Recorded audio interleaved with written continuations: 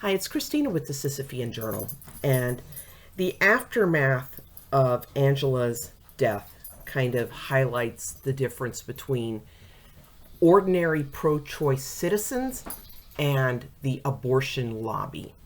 And one of the whole points of my channel and my blog is to highlight that difference in the hopes that pro-choice citizens will become a bit disenchanted with the abortion lobby and start an actual pro-woman, pro-choice movement that actually means that women and their health, their safety, their lives, their choices will move to the forefront instead of the abortion itself being the most important thing.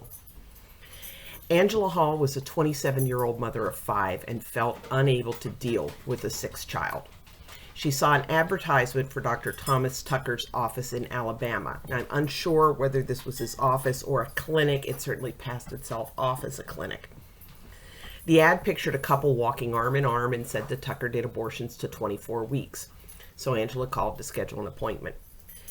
She was keeping the abortion a secret from her mother, so she drove to Tucker's facility in Birmingham with a friend named Annette Wilson. Now, one of Tucker's employees, Joy Davis, screened Angela and felt that Angela's risk factors made abortion in an office setting unsafe. Angela had a fever and she was anemic. So Joy got on the phone with Tucker and indicated that she felt that Angela should be referred to a hospital. Davis later said that Tucker told her, "We need the money, just do it, just put the patient through." So Tucker ordered Joy to prep Angela, who was in the 2nd trimester of pregnancy. The fee for the abortion that was going to end her life was $1,800. So Angela was unconscious and under general anesthesia when Tucker started the abortion on June 11th of 1991. Angela started gasping for breath. Her blood pressure fell, setting off an alarm on a piece of monitoring equipment. Tucker told Davis to turn the alarm off because other patients could hear it. Joy Davis said, "It was a very panicked atmosphere. Dr. Tucker was screaming at us." He managed to stabilize Angela's blood pressure and sent her to the recovery room.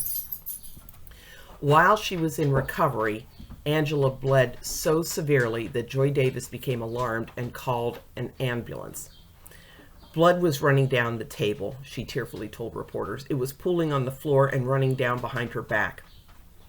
Angela's sheets and gown were soaked.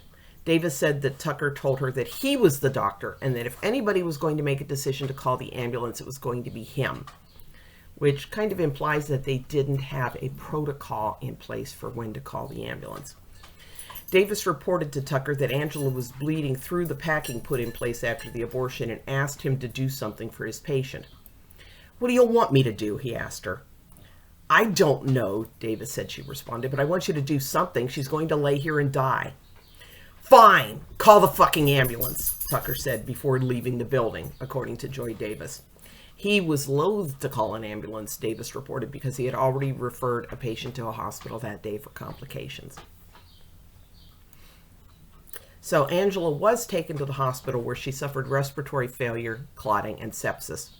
It was hours after she was admitted that her friend finally called Angela's mother in hysterics to say that Angela was being taken to the intensive care unit.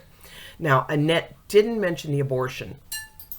Angela's mother rushed to the hospital where she saw her daughter hooked up into tubes, pale and breathing only faintly. Angela died just before midnight on June 14th. The autopsy found numerous tears and lesions in the pelvic area and congestive necrosis, that's dead tissue, in Angela's liver and spleen. Doctors concluded that amniotic fluid embolism had caused clotting problems resulting in necrosis, septic shock, and cardiac arrest. Now, a lot of the abortion lobby will say, well, you know, amniotic fluid embolism is just a risk with pregnancy in general, and it doesn't have nothing to do with the abortion, blah, blah, blah. If you create a lot of tears and lacerations and holes and just otherwise openings into the woman's bloodstream, it's a lot more likely that amniotic fluid is going to get in there, isn't it? The injury can cause the amniotic fluid embolism. And considering all the injuries Angela had, it doesn't seem like it was just some fluky, well, this happens sometimes with pregnancy thing, that all that amniotic fluid was in her bloodstream. Now, when Alabama authorities subpoenaed Angela's records, Tucker ordered Davis to destroy some and falsify others. So Davis did tear up the records, and Tucker tried to burn them in an ashtray, Davis said. That set off the clinic's smoke alarm.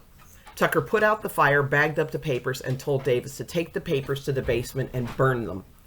Instead, she taped them back together and turned them over to the medical board.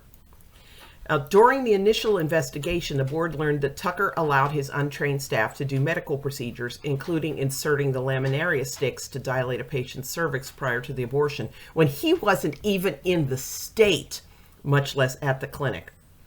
Now, Tucker surrendered his medical license in order to halt the investigation, but kind of indicated he planned to renew his license at a later date. And I'm not really clear on where that went.